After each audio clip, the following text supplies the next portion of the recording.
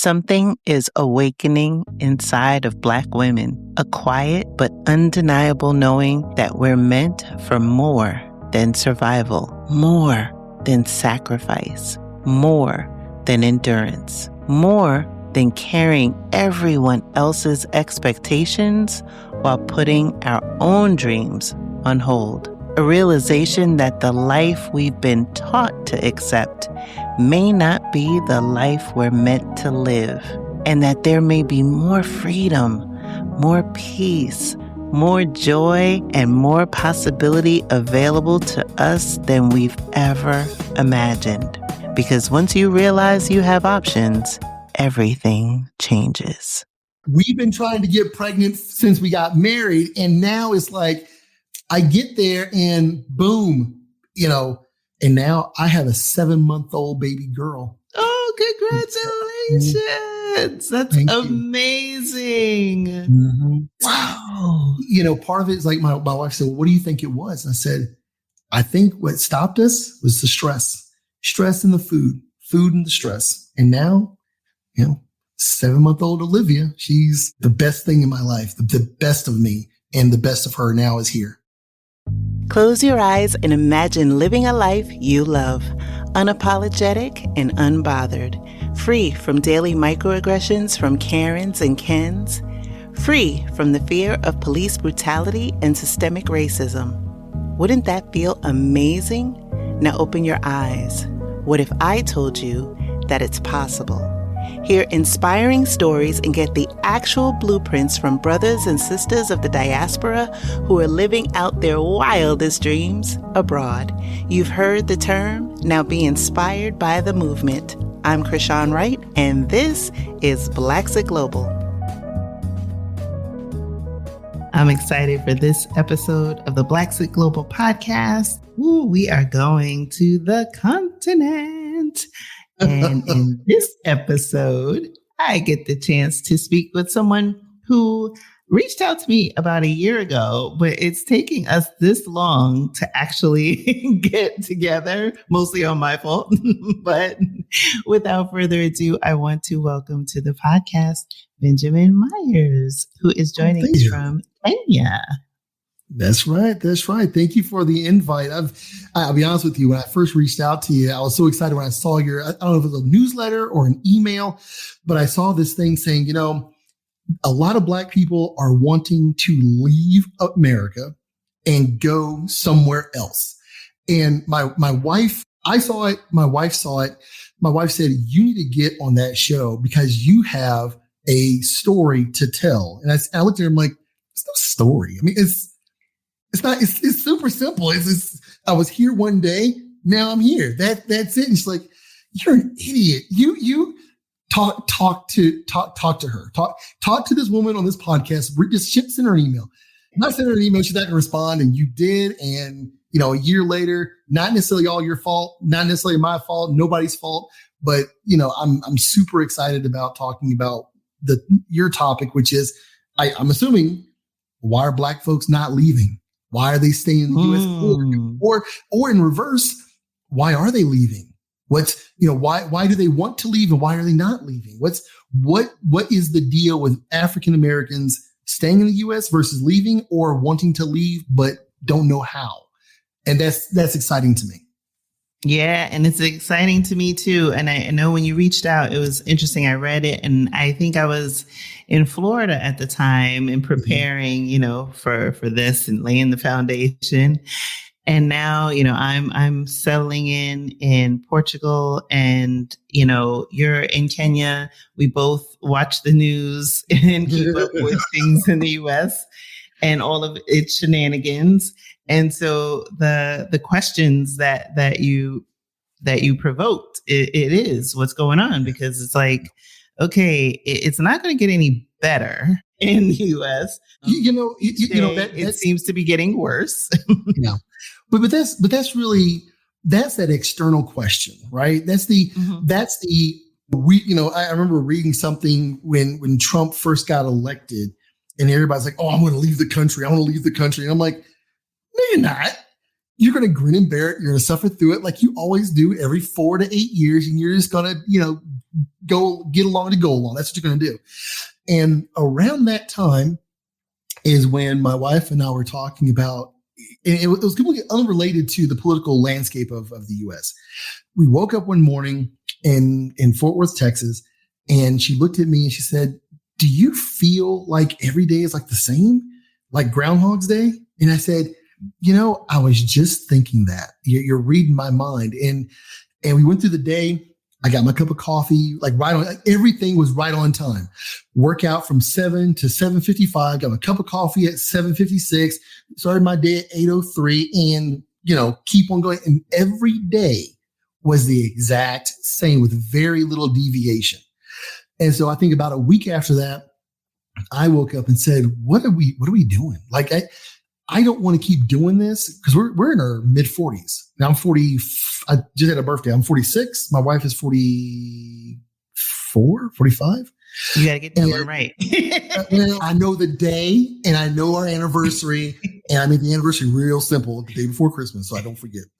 And so we were like, we got to do something different. We're not getting any younger. And then we started seeing these advertisements for retirement. And my planner was calling me, and I'm like, wait a minute. I still got another 30, 20 years to go before I can actually retire. And then on the flip side, I'm looking at my dad and my mom. They're getting older. They're not, unbeknownst to some people, time doesn't move backwards. It moves forward. And now my mom and dad are getting older. They're slowing down. And I'm like, no, I can't. I don't want to be 65 and then looking at what am I going to do now that I can technically stop working. And that was kind of the end of the sentence with me and my wife, because the beginning was when we got married. My wife and I met, let me give you a little bit of backstory. So I'm originally from Texas. I was born and raised on the border between Texas and Mexico. My dad's a minister. My mom's a nurse, teacher, homemaker. So we moved from the southern border to Lubbock, Texas, from Lubbock, Texas to Mesquite, Dallas, then Mesquite, and then went back to Lubbock for undergrad. Then I got accepted to law school in Minnesota. So I spent 20 years in Minnesota practicing or going through my education and practicing law in Minnesota. I got married, got an annulment, and I said, enough of this Minnesota mess, moved back to Texas. Meanwhile, my wife was a registered nurse working in the DFW area, in and out, I don't want to say in and out of relationships, but she was dating somebody, broke up with them. She went to Kenya, hung out with her family for about 4 months, and then came back to Texas. Well, she and I met online, oddly enough, and we met, had some barbecue, went bowling, fell in love. Next thing I know, we get married, and now we're thinking, what do we do next? Well, when we got married, she said, "Do you mind if we go and meet my parents?" I said, "You know what? I wouldn't have it any other way." So this is during COVID. First class tickets, because they were super cheap. So first class tickets, went to Kenya, met her entire family. Her dad, who's now deceased, he said before when we were getting married, he said to me, "Son, I want you to do me a favor. Just do one of these two things.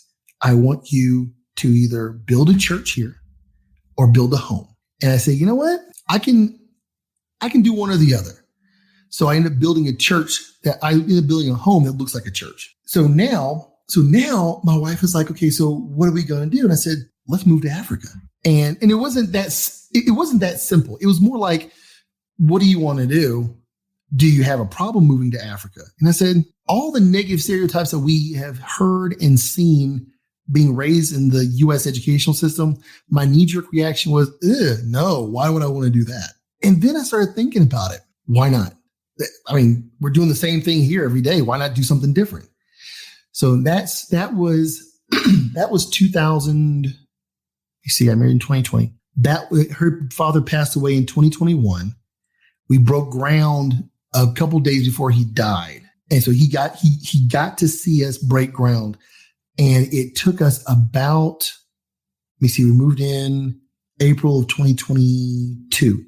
So it took us about a year, 16 months or so to get the house to a point where we can actually live in it. And the entire time, I think I was losing my mind because I'm like, what am I? I'm just dumping. I pulled out my retirement. I'm dumping money into this project. I mean, I think we spent probably $250,000 and we were still in the US. So I'm trusting these people here to be doing the job, which they didn't do, which if you're going to move out of the US where you don't have any support or don't have anybody you can trust, make sure you're just there. Just bite the bullet. You'll save money in the end. Just go and be there while they're building building your structure. And so that was the turning point when my wife said, okay, I need to go and take control of the construction. I said, go. And she says, well, I want you right behind me with the 40-foot container. So we packed up everything. I shipped her off early November. I joined her December 25th at 10:38 p.m. is the next time I saw her because I promised her I'd never be apart for a major holiday. And I was there. I barely made it, but I was there. Yeah. And we haven't looked back since. Like it's been a challenge in every conceivable sense. But the lifestyle here is not even comparable to the US. Like it's so much we eat or true organic, not this Whole Foods garbage or Kroger, Tom Thumb or whatever. We're eating real organic from the ground that man hasn't touched. You know what I mean? So that by itself was worth the move. And then during this entire period of time, we've been trying to get pregnant. I say we, I mean her. And we did IVF. We've done all these things and nothing worked. Soon as I got here, January, I think right after my middle of January, all of a sudden my wife's like, well, I might be pregnant. And I said, we've been trying to get pregnant. We've been trying to get pregnant since we got married. And now it's like, I get there and boom, and now I have a 7-month-old baby girl. Oh, congratulations. That's amazing. Mm-hmm. Wow. Part of it is like my wife said, well, what do you think it was? And I said, I think what stopped us was the stress in the food and the stress. And now, 7-month-old Olivia, she's the best thing in my life, the best of me and the best of her now is here. We'll be right back. Building a life overseas is about more than just choosing a country. It's about choosing yourself. That's why I created our newest guide, 7 Questions Every Black Woman Should Ask Herself Before Building a Life Overseas. Get your free copy through the link in this episode or visit blaxitglobal.com. Oh my gosh, what a remarkable journey. And I love, I was captivated by everything that you said. And what in your mind is, you were talking about the food and you were talking about stress. I guess we'll start with the food because I am so addicted to the food here because I'm I eat clean every day. When you went to Africa, Kenya specifically, did you notice an appreciable difference in the quality of the food? Yeah. When you go out to restaurants, the portions are substantially less than what we have in the US. The chicken that you have here, it's not like those big breast chickens you got in the US. They're much smaller. But the flavor in and of itself is different. It's better. It's less food, but it's better. It's better quality. You can taste the quality because these animals aren't eating what they're eating in the US. They're eating the way that chickens are supposed to eat. So that's one aspect is that keep in mind what they eat, you eat. So if they're eating organic scraps, if they're eating, banana peels, well, that's organic. That stuff rots. If it rots away, then you're in good shape. But in the US, you can keep them bananas for a minute and they'll still they'll be there. I mean, it's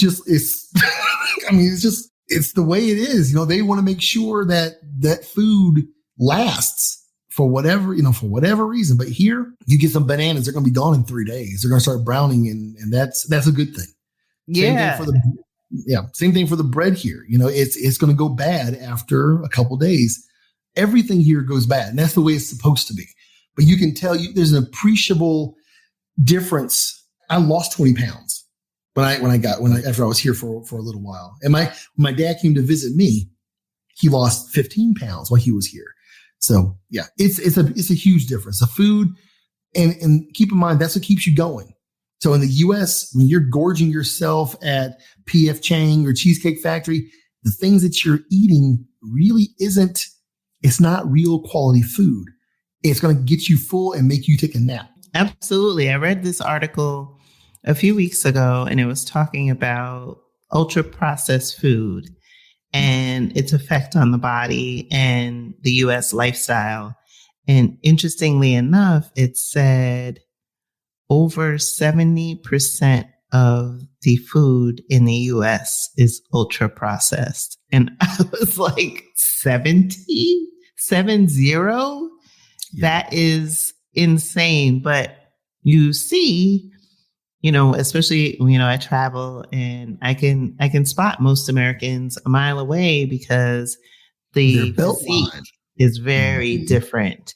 Yes. And being here in Portugal, we have these hills in Lisbon. I walk, 10, 15,000 steps a day. Whereas when I was in the States, still wearing my Apple Watch, at best, I'd be at 3,000, maybe 4 on a good day because of that sedentary lifestyle, driving everywhere, sitting in an office, or when during lockdown, sitting at home and eating food that, everything didn't, I watched the labels and ingredients, but at the same time, it was processed. And now when I shop here in Portugal, the aisles are different. And like you said, the food, you have to have a plan to eat that food. Like it is not a sit it in there, maybe a week or two, I'll get to it. It's like, no, you have about 2 days, maybe 3. Let me ask you, in Portugal, are the refrigerators smaller there? Absolutely. Yeah.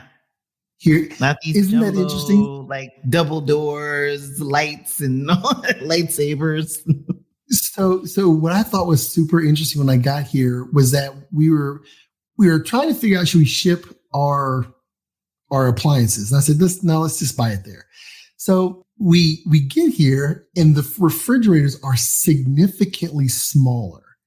So you put less food in your refrigerator, which means that you don't have as much to snack on as you do in the US. And the people here, even the people that are overweight here, are still smaller than your average size person in the US.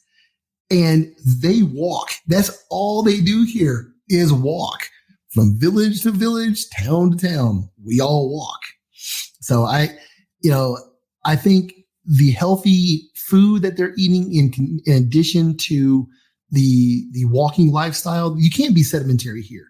Everybody's moving around, working, doing something, we have somebody that takes sticks, like branches from point A to point B. They put it on their back and they're walking down the street and up a hill, and that's their day. Same thing for me. We have a car. I have friends in the neighborhood. I just walk, and it might be 5-6 miles. That's fine. I'm not on the clock anymore. So that gets to the second part where you were talking about, stress.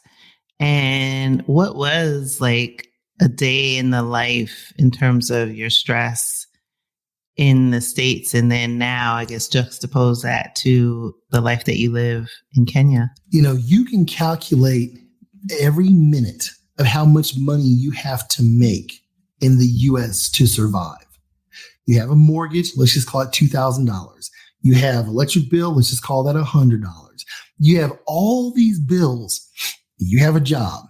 You know how much money you have to make in order to pay all these bills. That creates a level of stress, because if you miss your mark, maybe you don't get your Amazon that you want, or maybe you go without a car payment, look at getting repossessed. You can calculate exactly how much you need, which gives you the stress that you're going to have. Here, I have no mortgage. we have a solar system. So as long as the sun comes up, which it does, usually every day, as long as the sun comes up, we have a greenhouse and a nursery. We have vegetables in the garden. We have everything we need. So guess what? I don't have to calculate how much money I have to make. So the money that I bring in from my job, that's just cake. That's just, the wife wants to. So the other day, I was talking about the greenhouse. So my wife's like, we need to build a greenhouse. And I said, okay, that's smart. And we need to build a nursery too. And I said, wait, a nursery and a greenhouse? She's like, yeah. So we can do all these things. I said, tell you what, that's fine. Because it's a one-time payment for each one. I don't have a mortgage. I got these guys that were in the labor here is super cheap. So we built a nursery. We built a greenhouse. That's it. Now we're growing purple cabbage, strawberries, blackberries.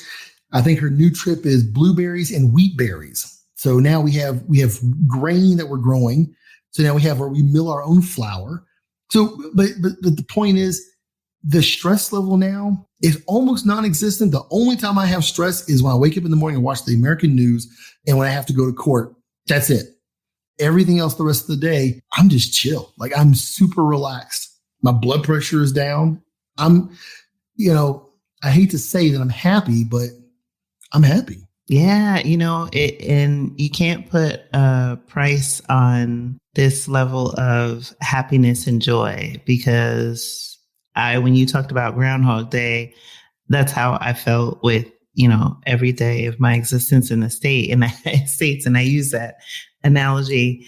And now, I am almost permanently in the happy, so much so that I preserve and protect my peace at all costs. If there's something I don't even want to do, or even partly don't want to do, I don't do it. I just, optimize towards joy and happiness.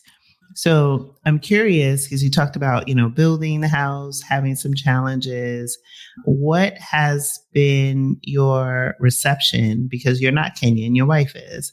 And so how has that transition been? I have kind of a unique personality in the sense that I like to think I'm a pleasant person. So when I met her family initially, I think they were kind of like, okay, who is this guy? What's he all about? Is he here temporarily, or is he going to be a permanent fixture?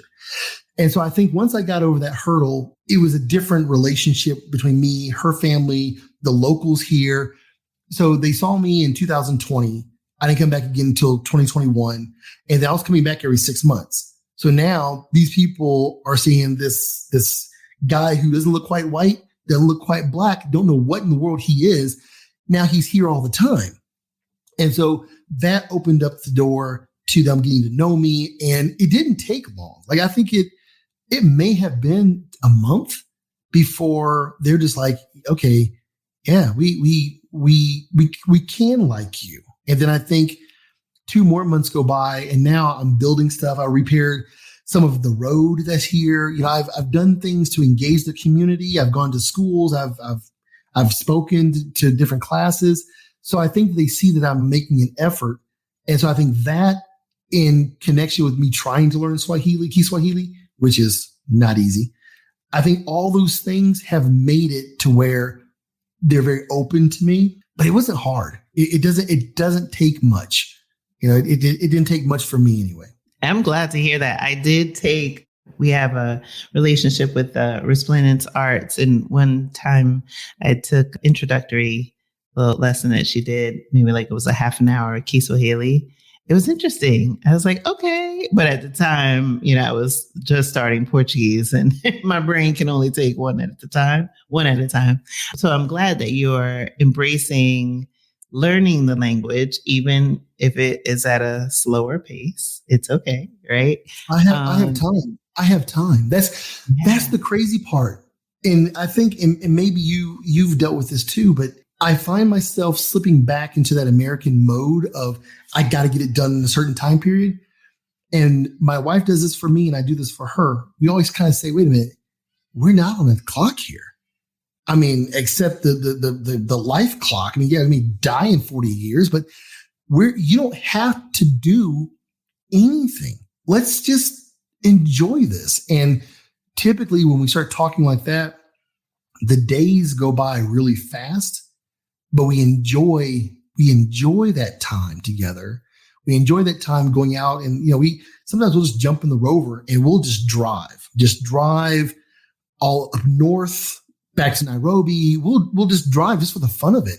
Take the baby, get her milk ready, and we'll just enjoy ourselves because we don't have to be anywhere. I mean, there's something very powerful about not being forced to go to work and not being forced to do anything. It's something about that that's so liberating.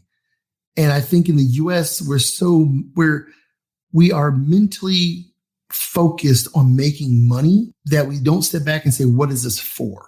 Am I just getting this money to buy some crap on Amazon? Or am I doing this for a bigger purpose? And I think if your audience steps back and looks and says, okay, do I want to move out of the country because I want to be happier? Do I want to experience a different, slower way of life? Is that the reason? Or am I running from something? And I think we all have that story. Oh, I'm just going to leave and avoid something. We all want to run from something thinking the grass is greener on the other side. But if you can get away from that and say, I want a different existence, getting that in your head, money is no longer the goal. Money is simply the tool to get you where you're trying to go. Yeah. And I always tell people, be clear on your why. And that's because your why is going to get you through those challenging days, those amazing days. There are going to be times where you're not going to be able to go maybe back to your home country for something with your loved ones, or a life event happens and you're not there, or you're having a life event in your new country and others can't be there with you. But I think when you are clear on it, then you start to sit in the driver's seat and decide what it is that you want for your life versus society and all of the conditioning that you've had over your lifetime, which I think you alluded to it earlier when you said, hey, sometimes you get caught up and kind of want to replicate, that hustle type of culture. And it's like, wait a second, you have to be conscious of the fact that you don't have to do that anymore. But that's why it's important to have that level of awareness. And also excited for, your wife and your new baby, because I'm thinking wow, what an experience that she's going to have growing up in Kenya versus, I'm thinking about how I raised my own children in the States. And while we lived in the burbs, there was still, lockdowns and encounters with the police and all these other things that, when you're in America, you can't escape that. You can't out-educate, out-earn, out-move, maneuver in a different neighborhood that's going to insulate you from all the things that are factors, I would say, and in some people's decision to leave. And think about the level of stress that creates. It's so funny because, when you're in the US, you're driving down the street, you see a cop car. What's the first thing that pops into your head? They're coming after me. Oh, what did I do wrong? It's not like, I think white folks, they have this idea of, well, no, they're there to help me, yada, yada, yada. That's fine. But for us, that's not the case. For us, it's like, okay, I didn't do something wrong, but I'm sure I want to get in trouble for something that I didn't do. Here in Kenya, they don't care because you look like them. They don't care if you're speeding. They don't care. They might have a whole lot of red lights here anyway. But my point is, there's not that fear. So when it comes to my daughter, that's what I got to be real careful about, because we're going to be going back and forth. I have to remind myself and her that America is a separate animal. There is overt, clear, subtle, latent racism in America. It's everywhere. But here, they don't see black and white in Africa. They don't see black and white from the sense of we're better or worse. What they see is money, no money, education, no education. Their idea is, okay, do you have means? Do you not have means? Versus America, you could be a multi-billionaire. You're still going to get slammed against the hood of your Lamborghini. You're still going to have to deal with that stuff. But here it's a different type of classism, not racism. And the nice thing is my wife and I on the other end of that spectrum, no one bothers us. I'm a lawyer. She's basically a doctor. We have our own little compound. We stay in the compound. That's the rule of thumb. We don't go out. And if we go out, people look at us as, I don't want to say royalty, but they look at us with respect. So we don't have to deal with that here. So we get to focus on other projects and other things. And we don't have to deal with the stress that comes along with being Black in America like we used to. So in terms of you alluded to it a little bit earlier, your quality of life, you talked about the food and things like that. You talked about the compound. So what has this part in chapter, I guess what I'm trying to get at is the things that you have, the life that you live, did it require you moving in order to attain it? What we have here, we could have never done in the U.S. The house our home is celebrity level awesomeness. We have 3 floors. We have, the house was only supposed to be about 15,000 square feet. It is about 3 times that big. Our house sits on about 10 acres of land and it occupies about 3. So we didn't set out to do this, but what we've done, no matter how cheap the land was in the US, no matter where we decided to build, we could have never built this compound in the US. Death Valley, free land. The labor by itself would have bankrupted us. The materials would have bankrupted us. But yet we got everything that we wanted and then some. I would say definitely under $500,000. I want to say about $250,000. That's furnishing, that's shipping stuff from the US, that's the car, that's everything. I mean, we have private doctors. Excuse me. We have private doctors. We had a private birth. All those external things that I did not plan for, we were able to take care of, even with the minimal budget that I tried to maintain. Everything we wanted, we've gotten. We have our own water source. We have solar power. And again, at no point in time could we have ever done that in the U.S. It would be unascertainable. And then on top of it, no mortgage. I don't owe anybody anything. That is true wealth right there. That's true power, because in freedom, really.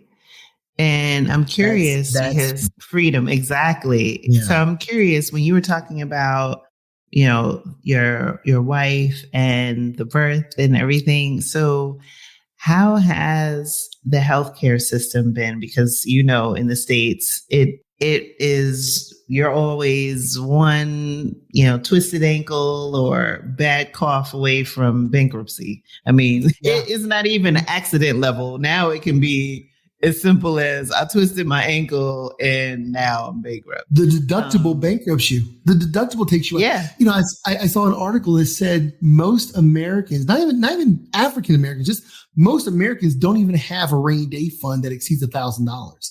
Yeah. I mean, think about that. Because you're right. A sprained ankle, you got to go to the emergency room, and your insurance deductible by itself is $500, $1,000.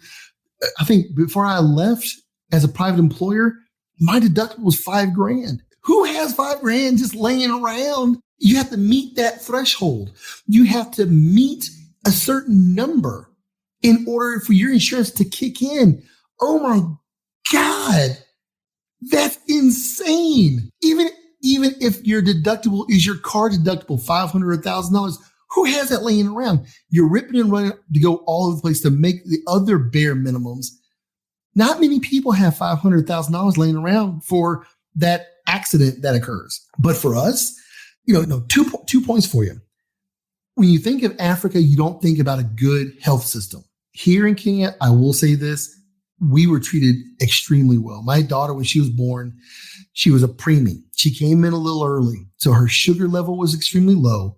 We had to stay at the hospital an extra 3 days. They don't have insurance. Well, they do, but not for us. So I had to pay out of pocket for everything. Anesthesiologist, the doctor who delivered my daughter, the hospital stay, everything, even a box of rubber latex gloves. I had to pay for all that. We were able to afford it. It wasn't, I'm not going to say it was cheap, but it was under about $8,000. But again, that's it. No insurance, no mortgage or no payments. That was it. And my daughter came out 10 fingers, 10 toes. She like I said, she was underweight, but we got her where she needed to be to get discharged. Everything went fine. And the healthcare system, it did what it was supposed to do. We got the same level of care here that we would have gotten in the US. And then I think the second point was, I think the US has trained the citizenry to think that everything other than the US is substandard. But they trick you and say, well, Western Europe is fine. Even Eastern Europe's okay. But when you get into Africa is, I think our former 45th said it best. Africa's a shithole country until you're here. They lied to us. They told us this place was horrible. This is the best place in the world. You can grow anything, including kids. Everything here is wonderful. And Black folks, I appreciate going to Western Europe. That's great. But we have a true connection to Africa. We should be coming back here. We've given white people all of our expertise. We've given them our blood, sweat, and tears. How about you come home and do the same thing for yourself and your family? There's an idea. Or you can stay doing the same thing you've been doing. That's also an option. How's that working out for you?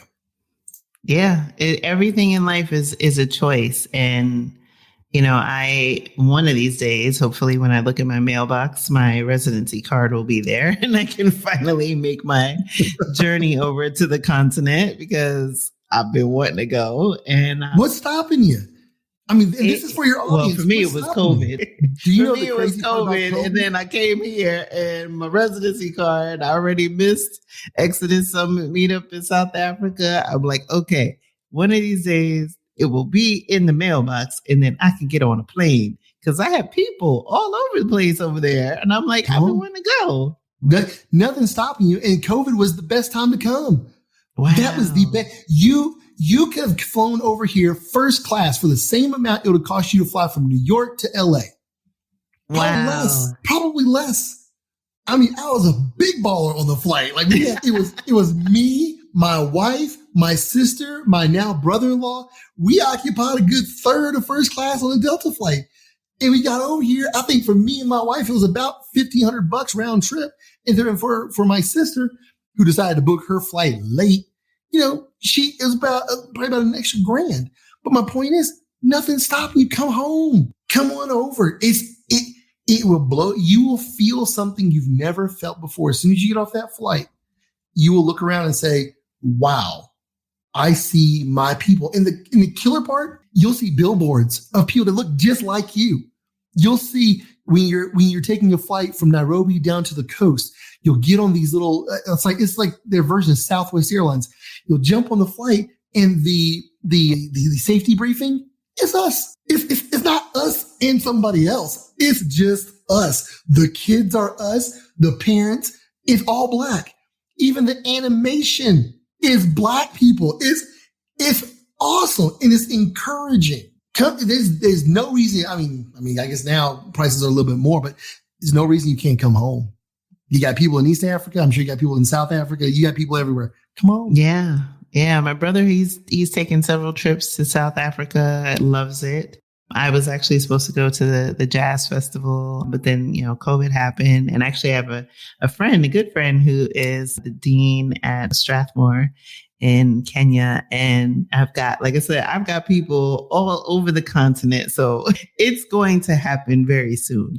Change your life. It'll change your life. And that's what I hear. I hear that and I believe it. I mean, it's not like I need to be convinced. But that was actually one of the reasons why, I decided to move to Portugal. My daughter she's my youngest. She's in college and my son is finishing up.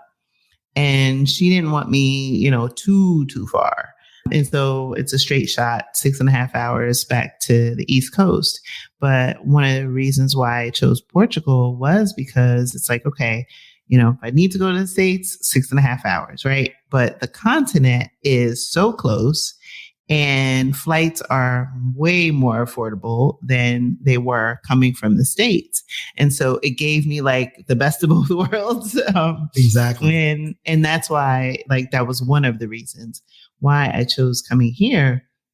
But for you, as we, you were talking about like all of the things that you're experiencing now. And also you alluded to earlier about like the things that you were told when you were growing up about the continent. And so, and you also mentioned your sister. So for your family that's back in the States, like how do they feel about this chapter in your journey? And, are they thinking about making the move as well? So the nice thing is my parents just left here. They were here for about a month. And my dad, like I mentioned, he's a minister. He is in his, he's 74. And my mom is just shy of 70. So I was more worried about my mom than anybody else because my mom was raised, all of them were raised in the U.S., but my mom specifically was raised on the East Coast. There was this demonization of African Americans in general, much less demonization of Africans. So she had I thought she was going to have a hard time. She fit in here like nobody's business. And you would think she's white because she has a very light complexion, but man, she got here and she was a rock star. Like we were hanging out, we go to the mall. She was eating different foods. She had a great time. Like she didn't have, I think the only apprehension she had was going from the US to here because she's never, none of my family with the exception of my sister, none of them had traveled to Africa before. So they weren't sure, going to Europe, that's easier. It's America light. But when you get on a flight, it's 8 to 12 hours from Texas to Amsterdam or Paris. And then it's another 8.5, 9 hours to Kenya. So she wasn't quite sure how that was going to work out, but she got off the flight. They got onto a bus and they came, we're 3.5 hours away from the north of the airport. She fit in fine. And it was so funny because she jokes with me all the time. She's like, I'm not coming to see you unless I have a grandbaby to come and visit. So I gave her a grandbaby and she got here. Her and my daughter bonded. Like my daughter was just like, this woman here. Yeah, this is grandma. This is grandmother. This is grandmother. And so they bonded. My mom was like, well, can I stay? And I said, the reason we built this house so big, you have your own room. And then we ended up building a mother-in-law house in the back. So I said, if you want to go out there and have your own freedom, you can go out there. And so she's looking to my dad like, can we stay, please? And my dad's like, well, I gotta go back to work. So they stay here a month. But if I could get them to stay here, I know that their health would improve and their lifestyle, everything would improve. But a lot of us, we are a slave to the norm. We need that normalcy. They're of the age where they don't want a lot of change. But oddly enough, my mom embraced it. And I'm not going to say my dad didn't either, but my dad is more, okay, we came, we visited, we saw Olivia, we saw you, we saw what you've done here. We're extremely proud of you. Now we have to get back to work. And I consistently try to break them out of that mode, but you have to have a somewhat adventurous spirit to take everything you've ever accumulated from one continent, travel almost 10,000 miles to the right and start over. Not many people can do that. And I think I got lucky because my wife already had a base here. So I didn't have to create something. It was already here for me. And so going back around to the beginning of your question, I want them to want to come, but my sister loves Cheesecake Factory and she loves getting her nails done and she loves the Hilton. So that's not going to change. Her husband, on the other hand, he'd move out here and become a farmhand in a second because he likes that lifestyle. You have to want to be in a different space. I think you alluded to it earlier. You have to have your why. What is your why? How do you get to your why?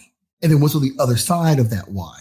So I guess the long and short of it is they miss us, but they understand why. And hey, I still have an American passport. I can go anywhere in the world. I'm not going to have a hard. My wife and I just got back from Dubai.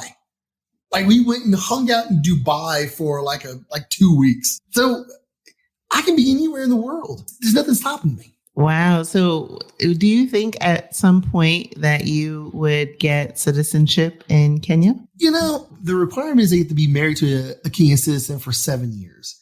My wife and I have been married for, 4? Feels like forever. Every day is an eternity. And then coming back to what you asked, what's your why? Why do I need to be a Kenyan citizen? I can be a permanent resident. The only issue for me is making sure my daughter has everything she needs. She'll have dual citizenship. She'll be African citizen, an American by birth. My life is over. I'll be dead in 40 years. I can care less. But my daughter, guess what she has? She has a home that's paid for, that she doesn't have to pay property taxes on. She'll never lose. That's hers. I have a legacy in what I've built, and I have a legacy in who and what she is and what she'll become. I don't need to be a Kenyan citizen for that. Very well said. Very well said. So, Benjamin, I'm trying to think. There was something else I wanted to ask you. I have to think for a second. Because you're going back to the States periodically, what is that like for you now that you've had this exposure that, a few years prior wasn't even on the radar? And now you have this new chapter, this new life, new wife, new baby, compound, all the things. And then periodically you have to go back to the States. What is that like now that you've had this level of awakening, let's say? Level of awakening, level of freedom. I think the biggest issue for me is realizing that when I get into a car in the US, I'm on the opposite side of the road and the opposite side of the car. That's a little bit of a challenge. But then when you get to wherever you're going, hopefully without getting into an accident, you start to see people differently. The food tastes different. What you hear coming out of people's mouths is different.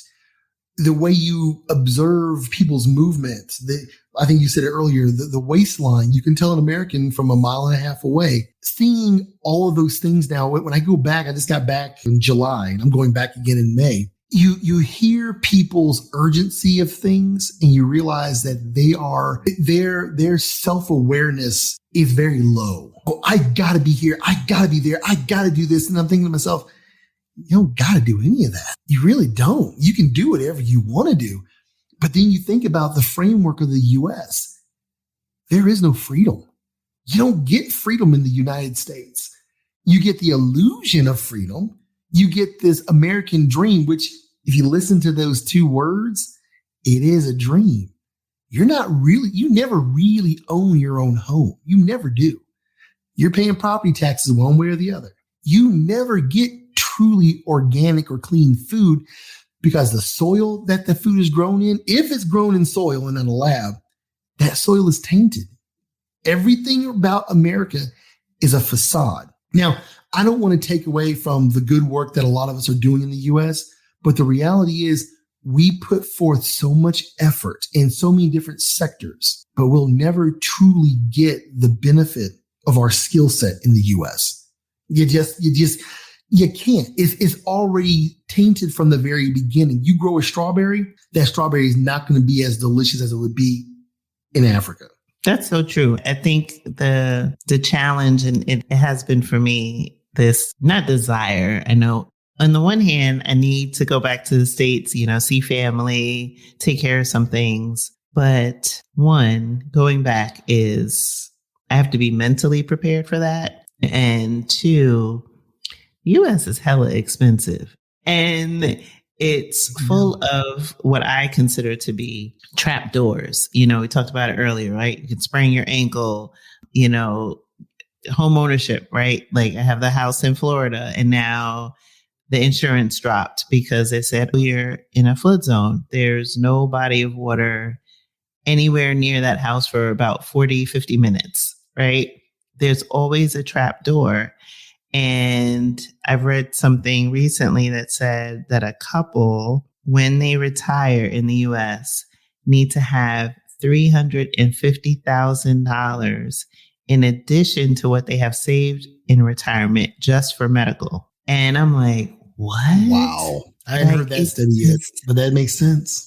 It's crazy. And I just see this level of, I don't know if it's complacency, disillusionment, defeat, exhaustion with Americans. And what I hope is that through this podcast, this platform, these conversations, these stories, that people can start to realize that we can live a different way. We can choose to take the road less traveled and go and venture out, step out on faith, use your skills and your talents that are yours, right? They don't belong to your country. They don't belong to your company. They are yours, and you can take them for your benefit in another land that will respect you, that will appreciate you, that you will be able to live your life's pursuits and ultimately make whatever dream that you have a reality. But it doesn't have to be America's dream, because in America's dream, they had, 246 years of what their dream was, and we didn't. And is in this, but the things that you're talking about, those don't come to us naturally.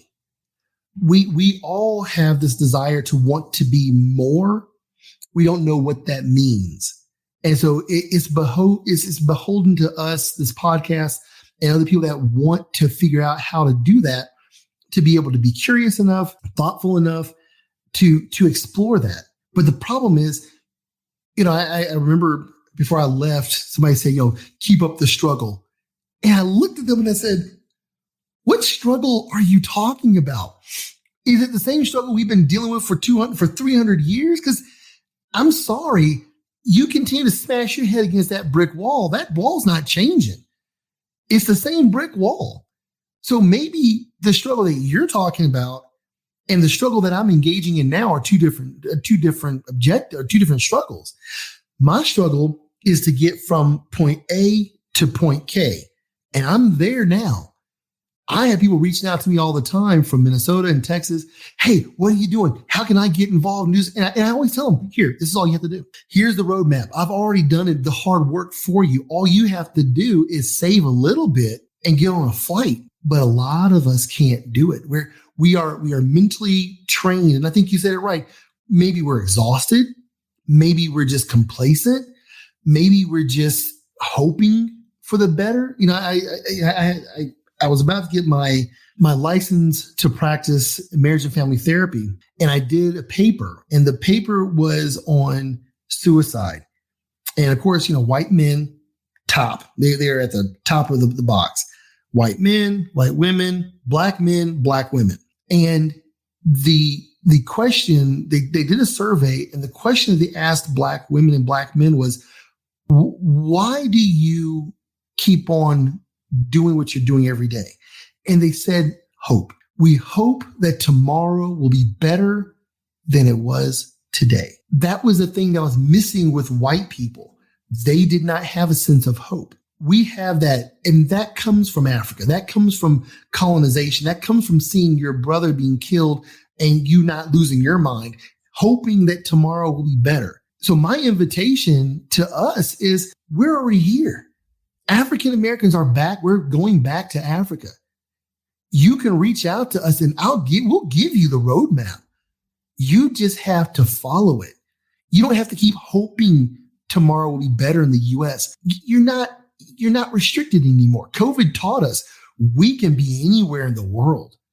If you have your passport, you can go and do anything in the world. The only thing stopping you is you. It's not the white man. It's not the government. It's not your neighbor, your family. It's you. Yeah, because, you have survived 100% of your worst days. And so people have this fear print that, but what if I don't have a job? Or what if, I get sick? Or what if, and it's like the default is the worst case scenario. And the challenge that I want to put forth is, what if it's the best? What if it works out better than you thought it would work out? What if you were where you needed to go and you had everything that you need and you didn't have to work as hard? Maybe you still have to work, but not as hard, as long.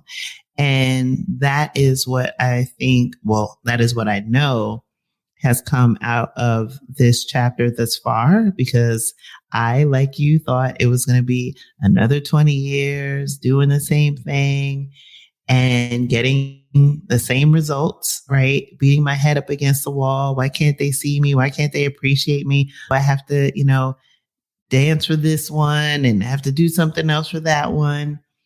And now having exactly why? Having dominion over your own time and also having the perspective and mental capacity to look at things with a different lens. I liken America to the Matrix. I watched that movie again with a different set of eyes. Yep. Exactly. Yep. And everybody likes that blue pill. I think the blue pill is the blue pill kept you in the Matrix. I think I could be wrong about that. I watched the movie 5,000 different times, but that is the life there. It is wake up, cup of coffee, go to work, go to lunch, go back to work, drive home, go to dinner, have dessert, go to sleep, rinse and repeat.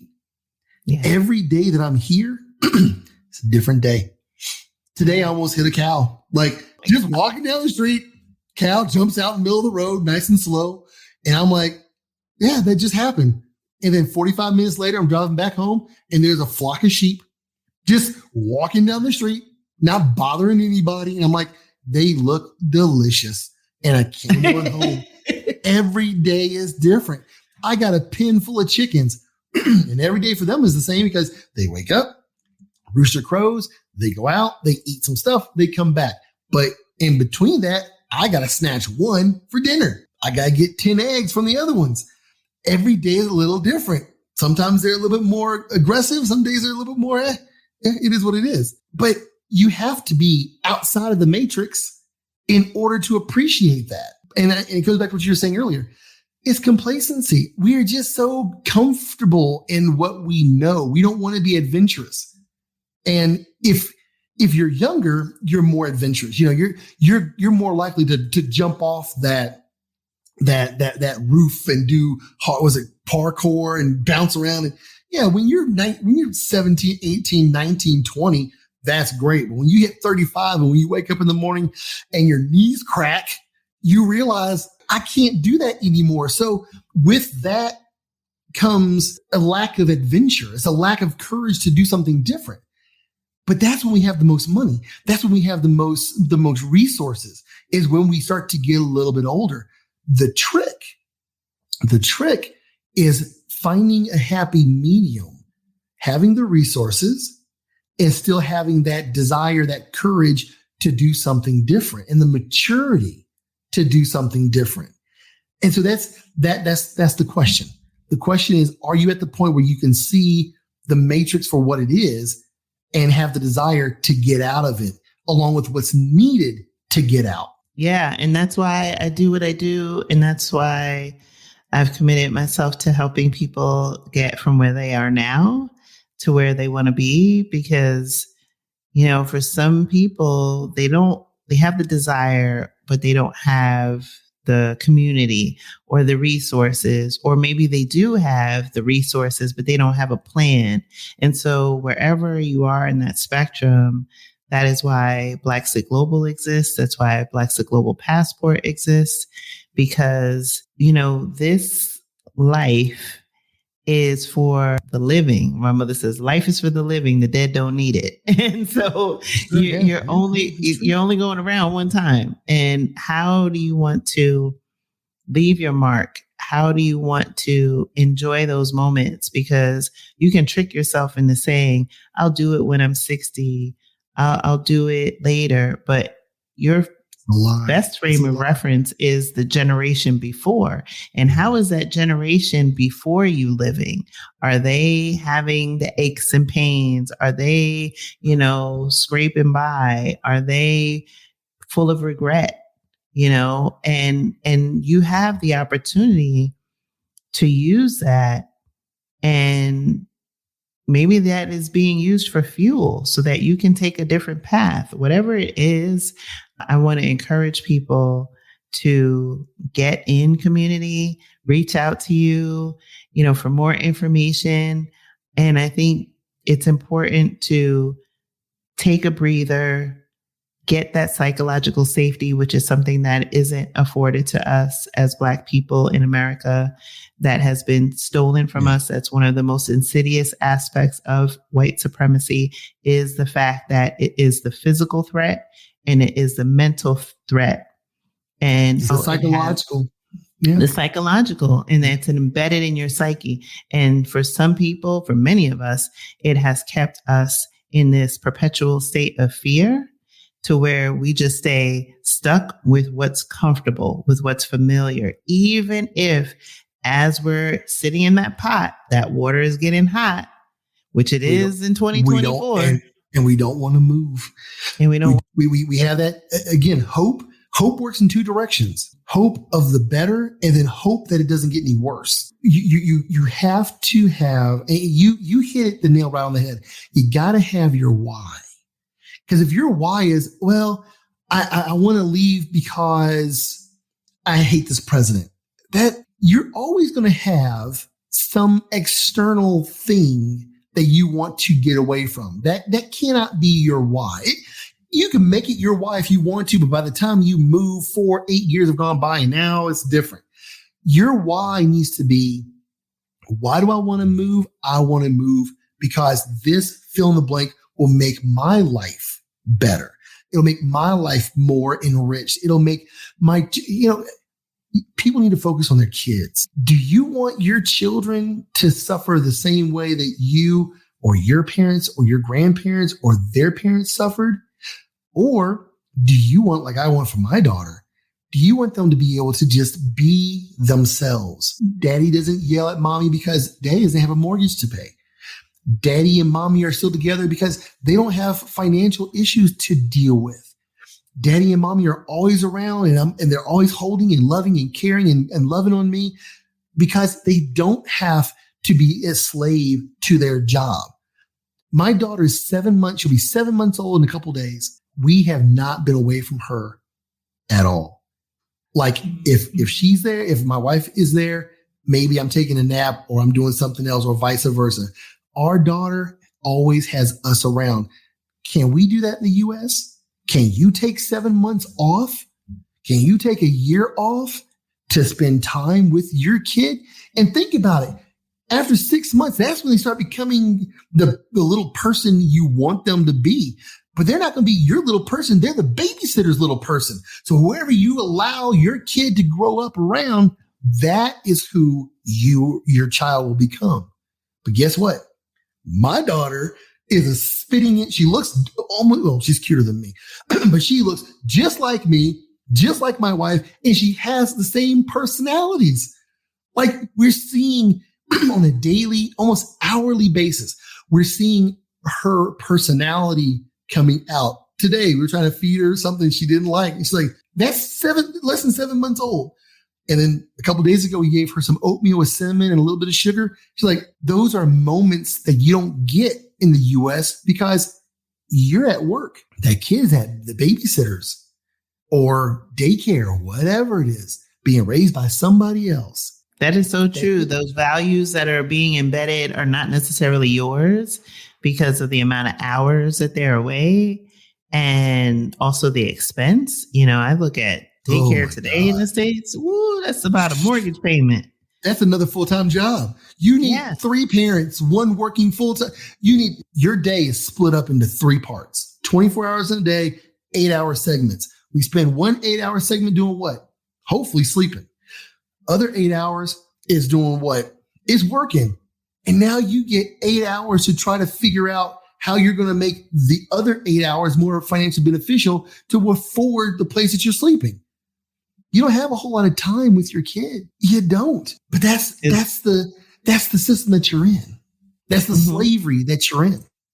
Yeah. And that is the system. That's the construct. And once you realize that it's a system that's designed not to benefit you, you can then choose to opt out of that. But it's a choice, right? The information. And it takes effort. Yeah. Yes. It takes action. And I say this I probably need to say it more on the podcast. I say it on the YouTube channel, but you know, it's one thing to be inspired, but what I want you to take is inspired action.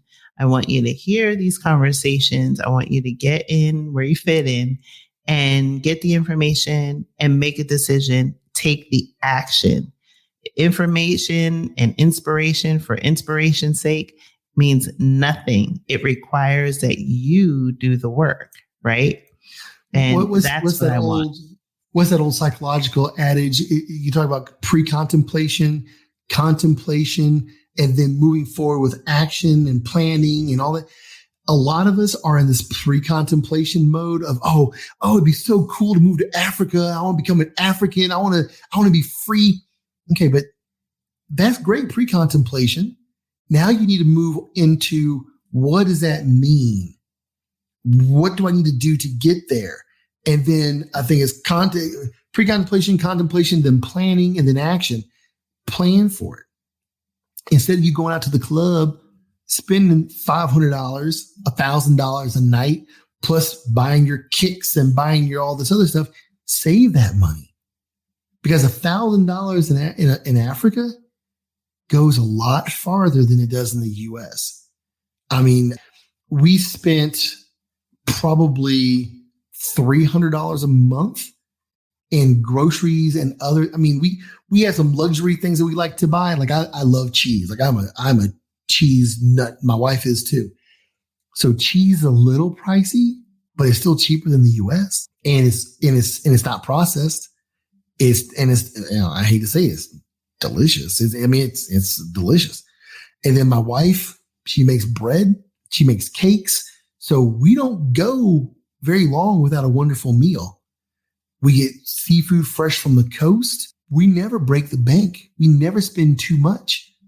The US, I remember a weekend, if I'm going, God help you if you're going out on a date, just a decent night at the comedy club with dinner, you're pushing $500, $600, $700. And that's not including parking, because parking by itself is $100 depending on where you're going and where you're at. Like, New York versus LA versus Houston, Dallas, versus, Minneapolis.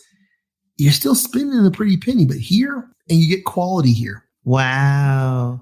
So Benjamin, as we start to close, how can people find you? I'm super accessible. If you want to send me an email, you can send it to my law firm email address. Now, I'll give you my other one. It's texaslawbear1@gmail.com. So Texas spelled out TEXASLAWBEAR1@gmail.com. Or feel free to shoot me a text. You can send me a text at 386-2747. If I don't respond to you right away, I probably don't want to talk to you in the first place. But typically I respond pretty quickly. I don't have time for silliness. Like I don't have to anymore.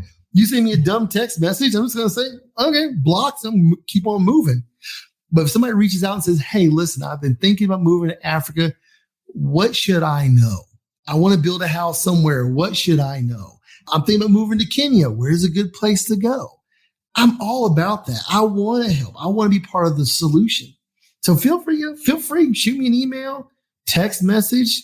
I'm here for you. That is awesome. I love how accessible you are. Oh my goodness. And for those that are listening and inspired and ready to take inspired action, take Benjamin up on this. Reach out, get in where you fit in, because it requires you. Like, this can happen. It just needs you. And so with that, Benjamin, I want to thank you so much for this wonderful conversation and for being a guest on the Blaxit Global podcast.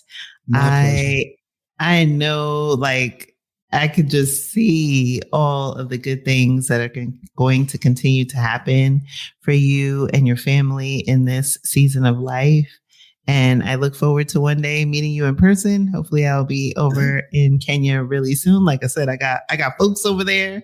So I want to make it happen. And when I do, I will definitely reach out. So thank you. Love it. Absolutely love it. Thank you for the invitation, and thanks for a great conversation. And like I said, if you or anybody in your audience wants to reach out, you have my contact information.